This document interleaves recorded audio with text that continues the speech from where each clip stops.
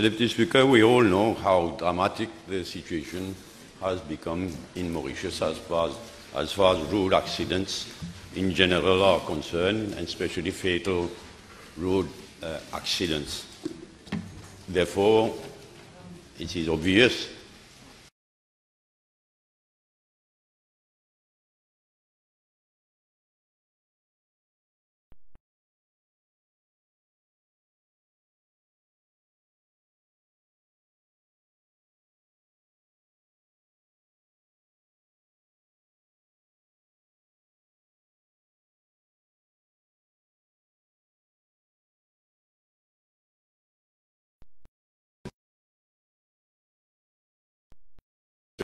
by one week.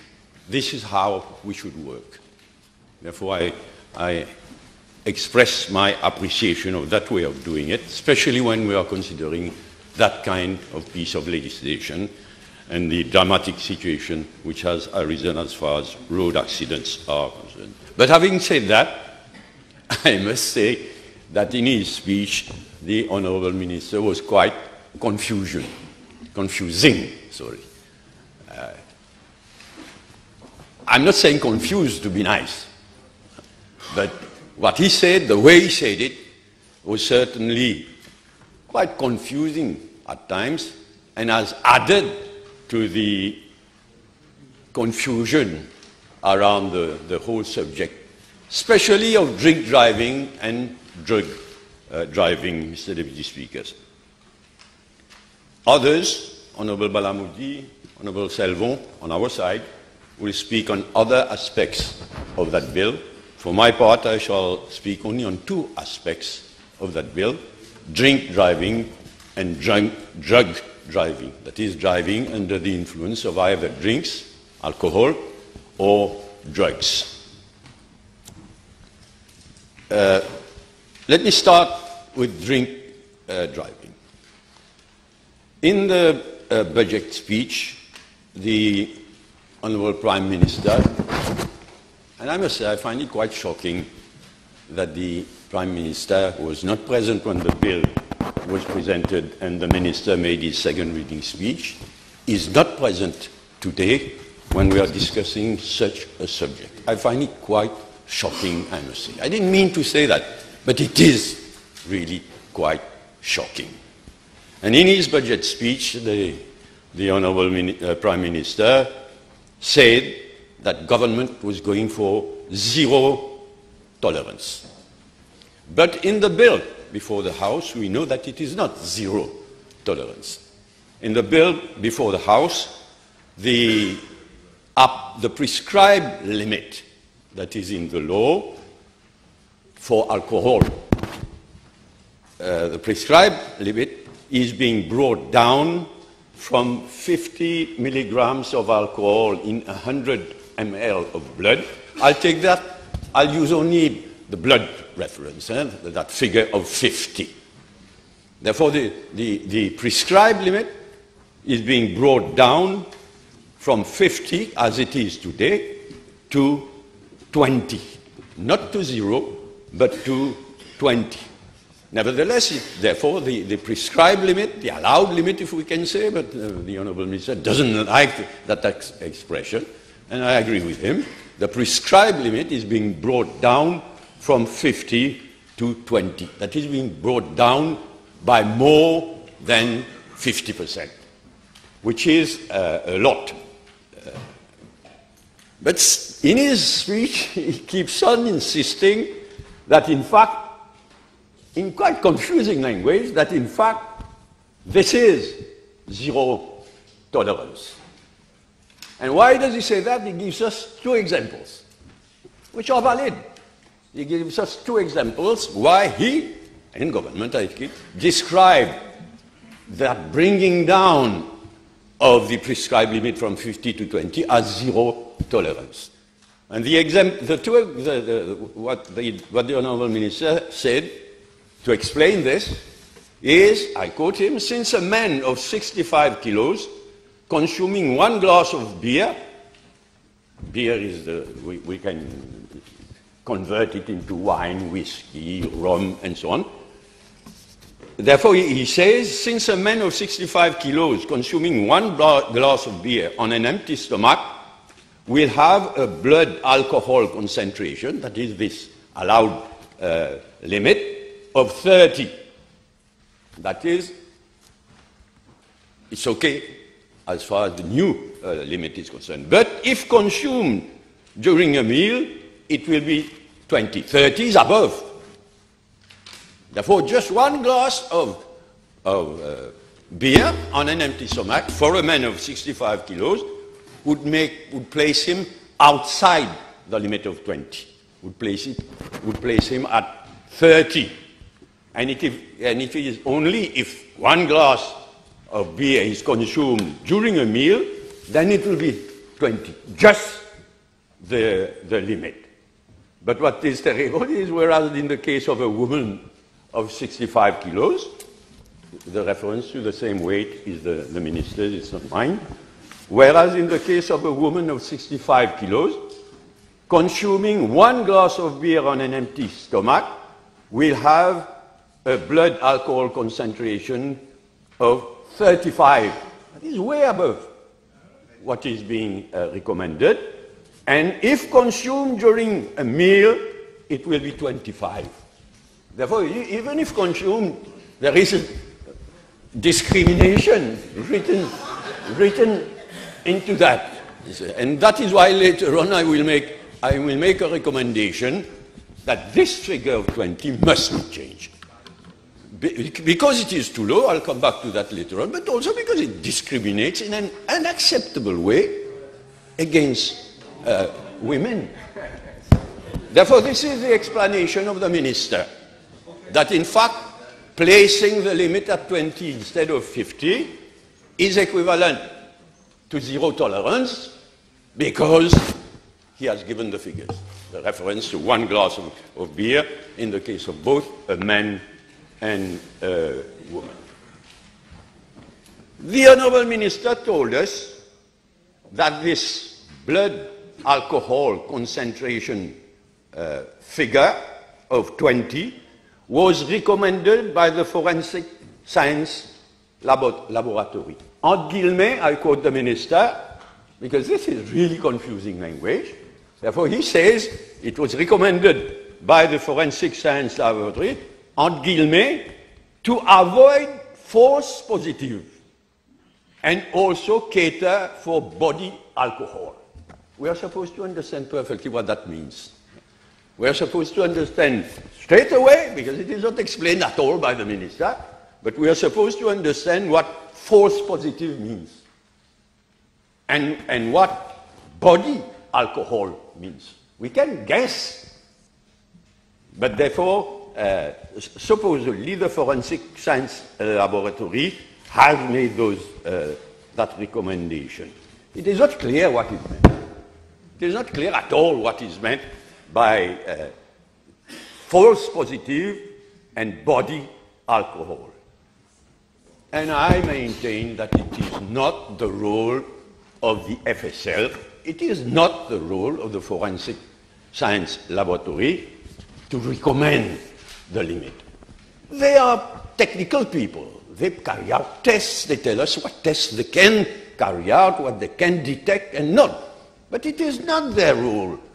And in other countries, when experts have looked at this problem, as for example in Russia, I'll come to that later on, it is not the Forensic Science Laboratory that has set the limit or recommended the limit. It is not their role. It needs to be a wider team of experts that advise government on fixing this limit. And then,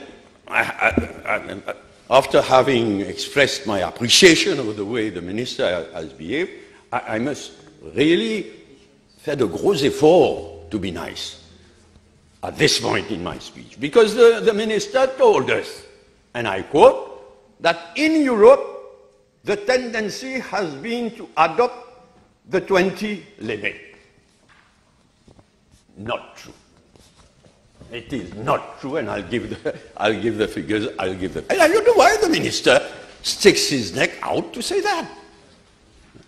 He has just told us that it is the FSL that advised 20, bringing down from 50 to 20. So there's no need to present a tendency that does not exist. And the minister knows that, because he says that in Europe the tendency has been to adopt the 20 limit, but in fact he manages to give as examples of countries that that supposedly have been part of that tendency. He manages to name 3 countries only: Sweden, Estonia, and Poland. And that is the fact. It's a tiny minority of countries in Europe and across the world that has opted for this 20 limit, and for good reason. I'll come to that later on. In fact, the vast majority. This morning I started counting how many countries. I got lost, because the vast majority, contrary to what the minister said, the vast majority of countries has the same 50 limit that Mauritius has actually. The vast majority of countries across the world, and including France, Germany, Australia, New Zealand, South Africa, and so on and so on and so on. A vast majority of countries have the same 50 limit that we have at present and that we want to bring down to 20. In fact, not only the vast majority of countries has the same 50 limit as us, quite a number have an 80 limit. That is much higher than the 50, and it's very, very much higher than the 20 limit that is being proposed. So quite a number have an 80 limit, including England and Wales, the US, Singapore, Canada, and so on. And some, including India and Japan, have a 30 limit. And that is, I'll come back to that later on, I believe that is the solution. Not 20. 20 is too low. 20 will bring a lot of problems. 30, as in India and Japan, where the law provides for this 30 limit. And there is an interesting case, there is the interesting case of Russia. In 2010, and the former president of Russia, they decided to go for real zero tolerance. Not 20. They went for real zero tolerance. Then 3 years later, in 2013, they reintroduced a prescribed limit. And at what? At 30. Based on their own experience and the experience of a number of countries across the world, ils ont constaté l'échec. They tried zero tolerance, it didn't work. In fact, it resulted in a lot of public anger, in a lot of problems, because a lot of people lost their driving licenses unfairly. Therefore, the pressure built up, and 3 years later, in 2013, the limit was reintroduced and fixed at 30, based on their own experience and on experience worldwide. But in the case of Russia, I must say, President Putin set up a team of experts that looked around the world, that looked at their own experience, and finally came to this figure of 30 compared to our limit of actually 50 and proposed 20. In his speech also, no, before I do that, let me go back. Yes, let me say very clearly that we all, as far as we are concerned, we all agree fully that we must combat drink driving. I'm sure there is unanimity on that. Drink driving must be, we must combat drink driving, and we agree that the present 50 prescribed limit needs to be brought down. Although, as I said, the vast majority of countries across the world have this same 50 limit as us. But we agree that it needs to be brought down. But the question is, the basic question, the key question is, if we bring it down from 50, we bring it to what? 20, 30, 40? That is the key question, and it is a very good question, because depending on the answer we give, we can have a lot of problems in the months, in the weeks, months, years to come. That is the key question. Of course, we know that this limit, the law is a bit strange, because the Road Traffic Act, the main act, provides that these limits are provided in the act, but can be changed, can be varied through regulations. Therefore, I heard the argument in the quarters concerned, but no, let us put 20. If we meet with problems through regulations, as the law allows, we will change that. Well, that would not be serious at all, and that would add to the already confused situation existing. Therefore, I don't think we should adopt this attitude. Let's go for 20. If it doesn't work, there are too many problems, and there will be problems, and there would be problems rather, we'll change it through regulations. I think this would not be acceptable. In his speech, the minister told us that a communications campaign will be undertaken to clearly explain the zero tolerance idea. Although I said it's not zero that is provided for in the bill, it's 20. But therefore there would be a campaign. It is required. There is need to eliminate confusion. I agree fully that whatever figure we choose, we stick to the 20, or we move to 30, or we stay where we are. There is need to do a lot of explaining, Mr. Deputy Speaker. A lot, and also to explain the roughly equivalent. A glass of beer is equivalent to rum, wine, and so on, so that people know what is permissible, what is not, what is dangerous even, and what is not.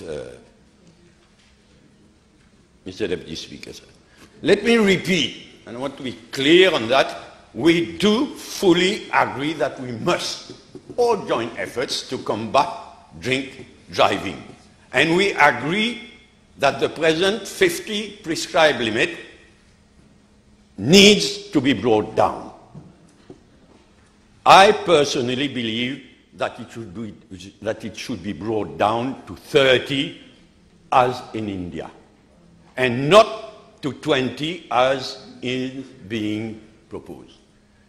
20 is too tight. People will jump over that limit easily. And I suppose that is what is meant by this mysterious expression of body alcohol, for body alcohol and so on. With 20, it means women are not entitled never to have a drink, although they are outside the law. Men, yes, but well, therefore we are in a country where they are not allowed to drive. Yes, this is what it amounts to. Men can have one glass of wine and drive. Women no. No, I mean, here you see, this is not acceptable. I find this not acceptable. It is too tight, and that is why problems arose in Russia. People lose their driving licenses unfairly. And even the day after, if you have decided you are not going to drive today, tonight rather, and have a good drinking night, well, you'll jump over 20 the next day without having had any drink on that day. The scientists will confirm that. This is how it's going to work out. Therefore, and I must say, it's only yesterday that my colleague, Baramudi, has come across. But I'm glad that it confirms what I'm saying. It's Balen Munusami, I understand, the expert, a policeman, the expert on subjects, a very interesting book that it's only today that I have been made aware of its existence, better late than never. And I'm glad to read that in his comments he says 10 to 30, tolerance zone of threshold, no disorder, no problem. 30 to 50, beginning phase. No noticeable problems, but especially reduced visual range, disturbed movements, poor appreciation of distance, and so on. Therefore, Aunt Lenny, what he is suggesting, and my colleague will come back onto that, is suggesting the 30 limit that I think we should adopt. Therefore, I make a formal request to government. Let's move together. 20 is too tight. 20 is going to land us in a lot of problems. In India and in Russia, after they corrected a former decision, I don't think it's difficult to agree on 30 and move ahead, Mr. Deputy Speaker. Sir. I'm a bit surprised, before I leave drink driving, I'm a bit surprised that the opportunity has not been taken by the Minister to toughen the penalty for refusing breath tests. Section 123G of the existing main Road Traffic Act. It's not too late. It's easy. If we want to, it's easy to bring an amendment at this stage. It's not too late. So that, because this existing paragraph is not acceptable. It says that the person who, without reasonable excuse, fails to provide a specimen of his breath for a breath test, under subsection 1, shall commit an offence and shall, on conviction, be liable to a fine. And then a second offence of that kind and so on. I think the Minister should, as we proceed today, should come forward with these technicians can, I'm sure, work out an amendment within a few minutes. We should toughen, nothing personal meant, I'm not playing politics on that. But it is not acceptable that somebody who's clearly under the influence of alcohol and driving refuses a breath test and nothing happens. He's not arrested. He could be arrested by the police, by a police officer, but otherwise no. I think it's not too late to change that piece of legislation. That was my main contribution on drink driving, moving from the prescribed limit of 20 that is being suggested instead of the existing 50 to 30. I shall move to drug driving, Mr. Deputy Speaker. Sir. Again, in his budget speech, the Prime Minister, Minister of Finance, gave the impression that government was going to move ahead now. The tone of his expression, I am providing funds to purchase equipment and so on. The Road Traffic Act and the Dangerous Drugs Act will be amended accordingly. So the impression was given that dealing seriously with drug driving was going to be done now. That is the impression given. But in his speech on the 17th of July, the Minister, for his part, informed us that the appropriate legislation is being prepared. At page 23 of his speech, is being prepared and will be introduced in the National Assembly this year. My point is that it should already have been prepared, being given what was said in the budget speech by the Prime Minister, Minister of Finance, expectations raised, it should already have been prepared. Both the legislation and the required procedures, including the field impairment assessment, the kind of first test by the roadside, the field impairment assessment, which has been in place in the UK and elsewhere for years, and has been referred here in this House by Honourable Selvon since 2015. Therefore, the legislation in the UK and elsewhere is available, has been available for years. The procedures have been worked out for years. Therefore, it should have been possible to have this legislation ready now, as we are discussing amendments to the Road Traffic Act. Surtout qu'il y a urgence. That is what I've been pointing out since budget time. Il y a urgence, Mr. Deputy Speaker. In New Zealand is a great little country.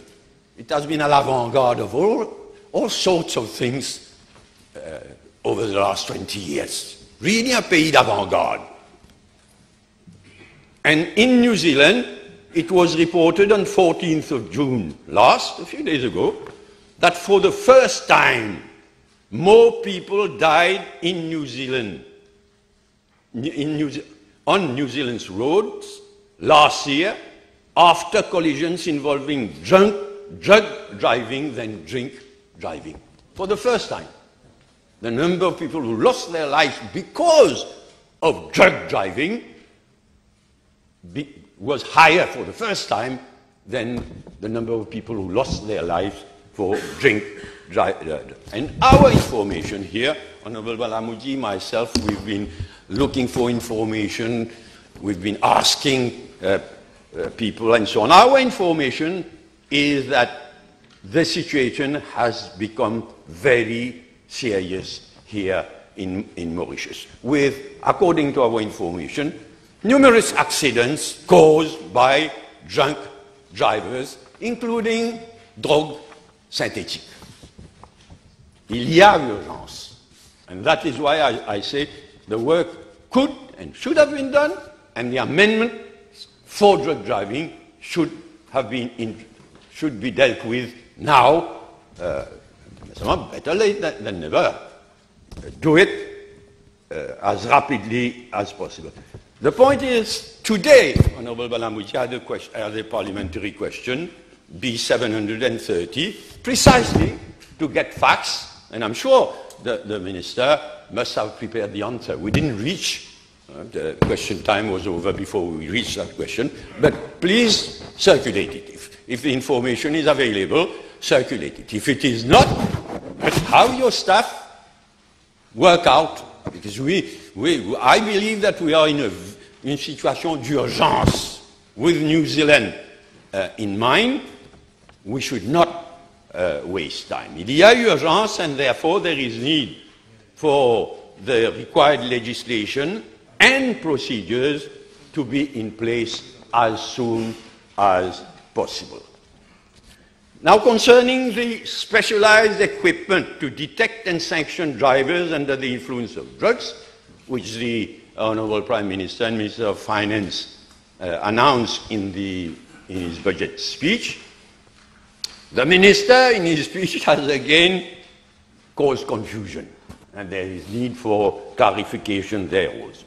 Because in his speech, the Honourable Minister referred to detection kits, roadside kits, to be procured by the police and validated by the Forensic Science Laboratory, but also to an instrument. I must find his speech, because the instrument which the Honourable Minister said, excuse me, Mr. Deputy Speaker, sir. So, meanwhile, the Forensic Science Laboratory has issued the letter of award for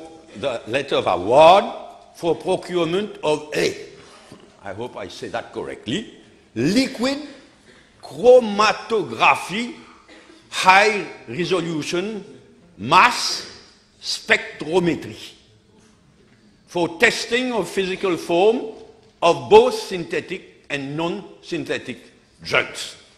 And although our legislation is not yet ready, the Minister added the equipment will be delivered by end of August 2018. Therefore, clearly we'll have the equipment before we have the required legislation in place. What is this, baby? I would like to know. This liquid chromatography high-resolution mass spectrometry. Commissioner of Police Nobin made a reference there too recently in a speech, but of course, as usually, added to the confusion more than anything else. But is it true that we have already, I hope it's true, that we have already tendered for, ordered, according to what the Minister said, this instrument that will detect not only classical, if I say it, traditional drugs, but synthetic drugs as well. I'm sure everybody in the country will be interested to know, because as far as I know, the roadside drug kits, which the Minister referred to, in use in the UK, allow for screening for cannabis and cocaine only. Whereas we are told that with this instrument that I've just referred to, that it allows for synthetic drugs. I insist on that because, I repeat, according to our information, a good number. We should try to establish how many road accidents, especially fatal road accidents, have been caused recently over the 1 to 3 years by synthetic drugs. I must add that in New Zealand, again I make reference to New Zealand, it has been argued that saliva testing devices would be much faster and allow many more potentially drug-impaired drivers to be tested. Therefore, I would request the Honourable Minister to give us as much clarification as possible on the specialized equipment that is being ordered. Thank you, Mr. Deputy Speaker.